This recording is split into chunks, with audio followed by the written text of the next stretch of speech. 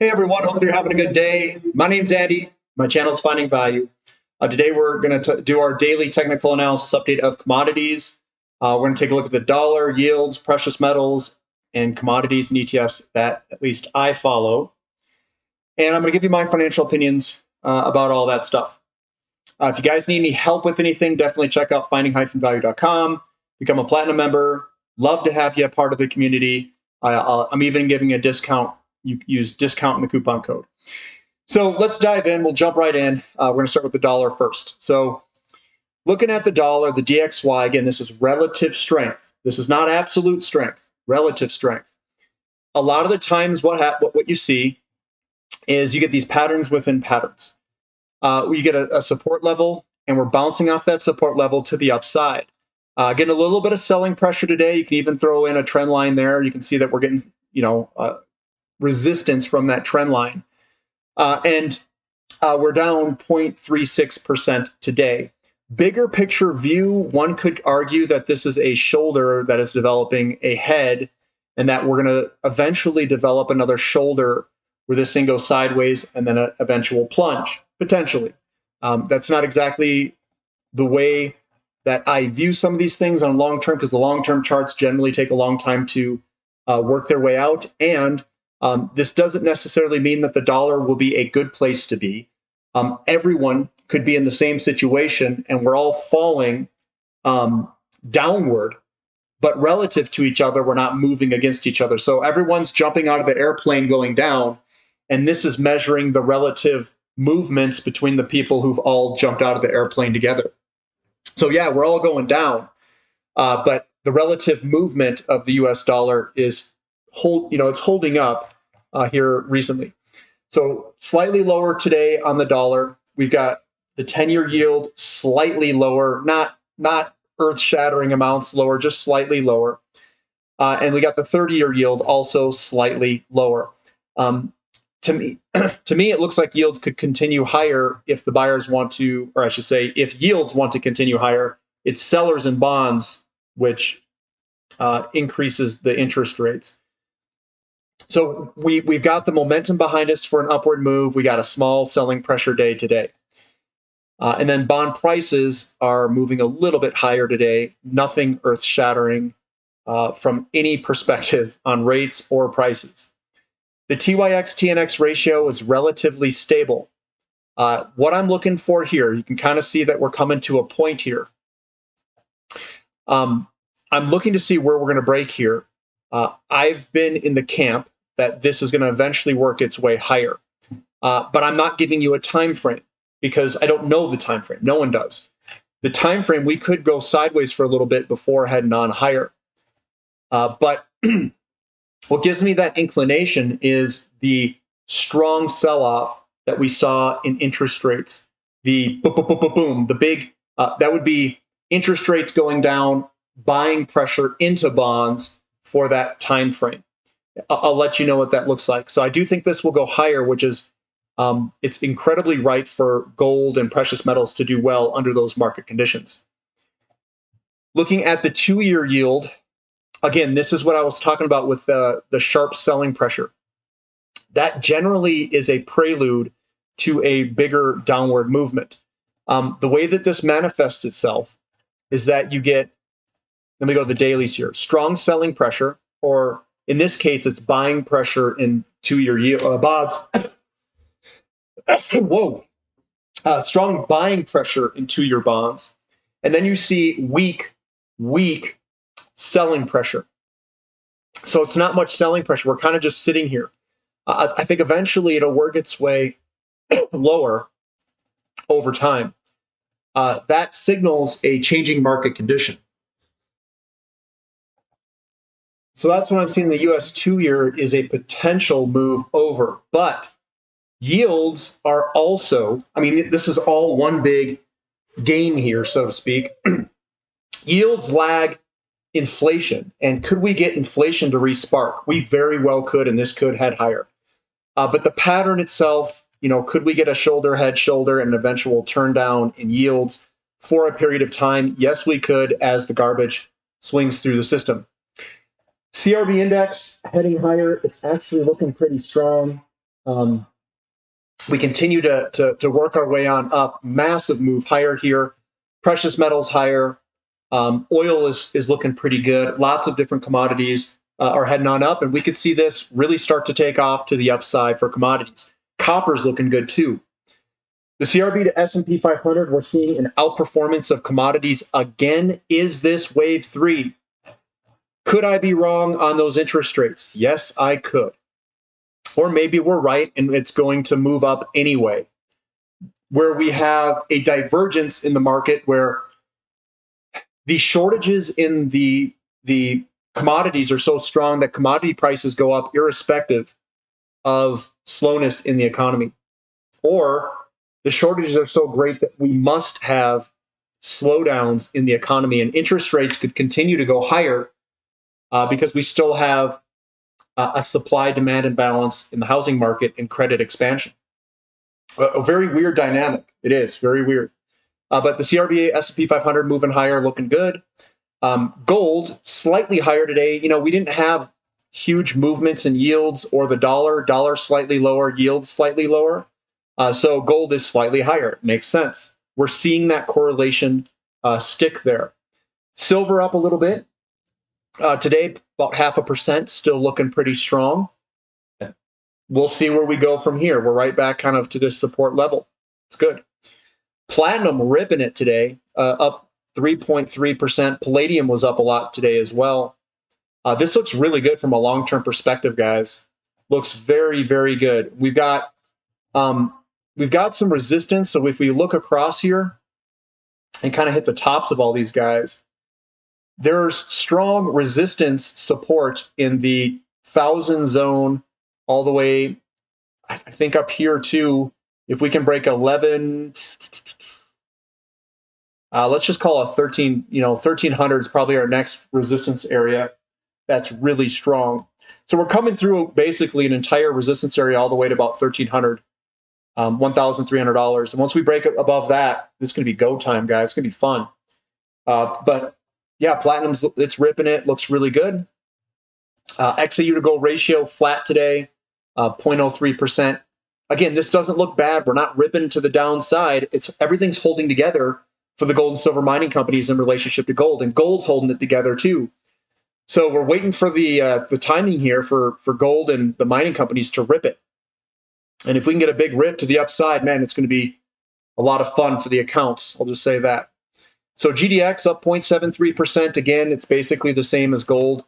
We hit our head on this resistance line. There's that resistance line. We're kind of getting a little bit of resistance up here as we come up. And yes, you can move it up here. You can move it down here, depending on the closes and stuff like that. But we're still looking good. SILJ is also looking good. I don't see strong selling pressure. I don't see reversal candlesticks. We're right above support. So everything's holding together like we want it to hold together. Crude oil sideways. Again, I still think crude oil actually looks pretty darn good.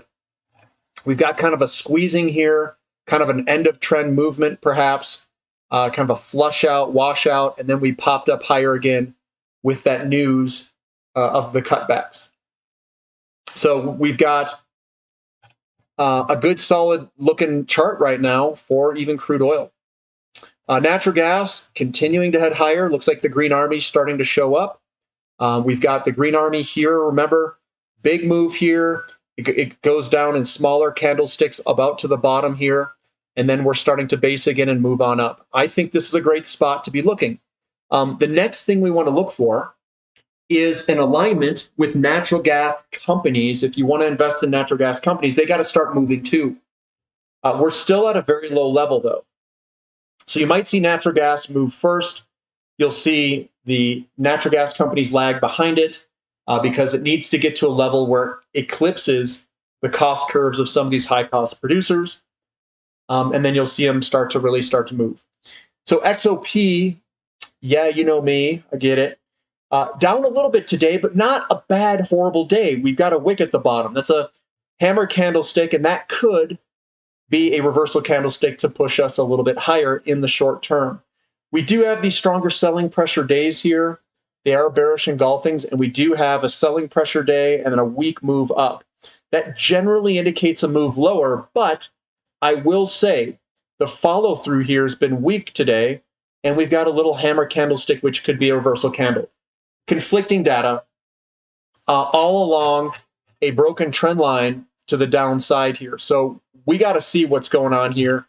Are the buyers going to come in, push us higher, or are we going to start working our way lower?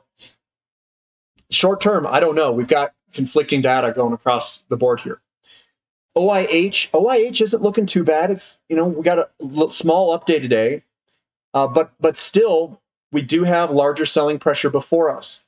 The way this thing moves down does matter. If it just gets pummeled to the downside and has no real good bounce in it, we could see further downside. So that's what I'm concerned about, is I don't see the green army showing up telling us that the buyers are here.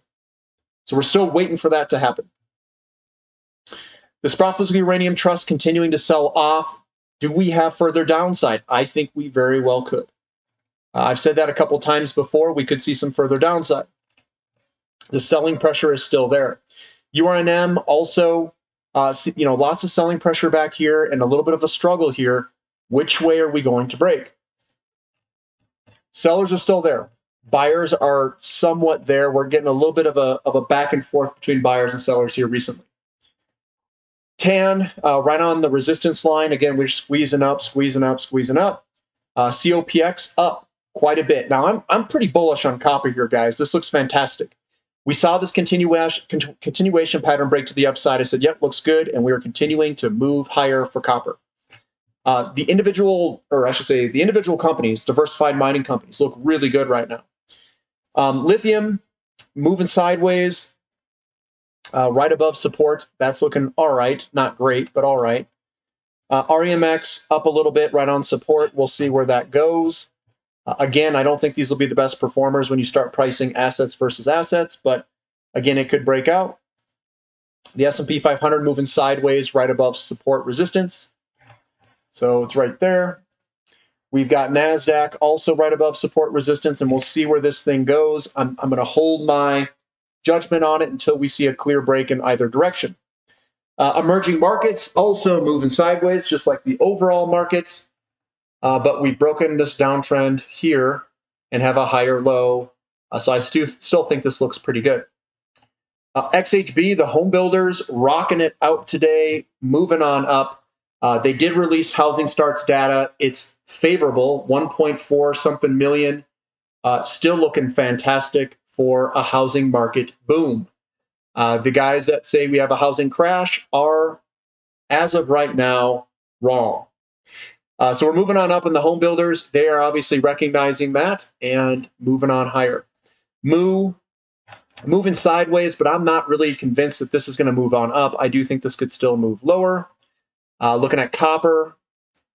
Copper looks great. Broken down trend line. I think that looks ready to go on up. Bigger buying pressure, smaller selling pressure. Higher is where I see it. Lumber, with that data being released, up 2%. Still looking good, holding its ground. Looking at iron ore, yeah, we're getting a little bit of selling pressure back here. I still think we could potentially head a little bit lower in the short term before heading higher. This is a falling wedge that we've broken to the upside, but we could still come back to this and do a retest. Nickel heading on higher, 4.6%. I still think this could head higher or remain at elevated levels. Inventory levels are very low in a lot of different commodities. Aluminum shaping up pretty well today, moving up 2.7%. I do think this is going to work its way higher. Baltic Dry Index down a little bit. Nothing to really worry about, though, because we've broken to the upside and it looks ready to continue that move to the upside. Newcastle Coal Futures just moving sideways. Again, give it some time to base out before heading higher. That's my take on it. Ethereum, little bloody nose today. I should say a little sideways movement, but it's a bloody nose. Bigger buying pressure than selling pressure. Still looks good to go higher. Same with Bitcoin. Nice response today. Still looks good to go higher with the inverted head and shoulders and the move higher. So that's what I've got for today, guys. I'd say things look good. Gold and silver look really good. Aluminum looks good. Platinum for surely looks good. But a lot of different commodities look really solid. I think copper looks solid. Lumber is just kind of basing out on its big old support level. And Home builders did well. Housing starts did well. Everything still looks good. So we've got no immediate problems that I can see in the markets as of this second. I mean, obviously, if I go pull up a bunch of bank charts, they don't look favorable. You know, there's some pretty bad looking ones in that sector. I'll say that. But overall, it looks solid. Everything looks pretty good. And yeah, that's what I'm going to end with. So give me a thumb up for the content. Subscribe to the channel. Subscribe to the website if you guys want to join the community. Next week, we have, what is that, coming up Sunday. It'd be Sunday at 5 p.m. Mountain Standard Time is our question and answer session. Love to have you guys there. Let's talk about stocks. Let's talk about ratios and opportunities in the market. Love talking about all that stuff, and love to have you participate in it. But we'll catch you next time, guys. This is Finding Value.